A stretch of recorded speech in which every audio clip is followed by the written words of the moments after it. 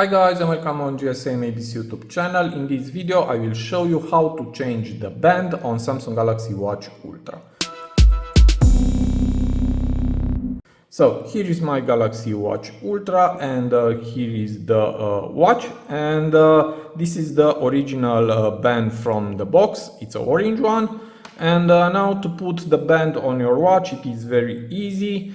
First I will put this part on the top, and here in the right side I have the buttons, and now I will change it on the back of the watch. And here I have a little button. Now to fix this part I will need to push on this button with my fingernail.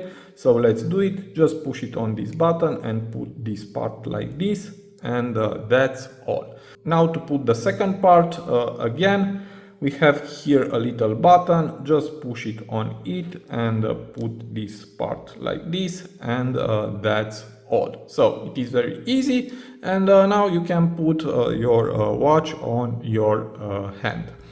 Now to remove the band, again just push it on this button and remove the first part, and again push on this button and remove the second part. And to put it back, I will show you one more time. Push it on this button and put the first one, and now push again on this button and put the second one, and that's all. So I hope this tutorial to be useful for you, and see you to the next. Have a nice day.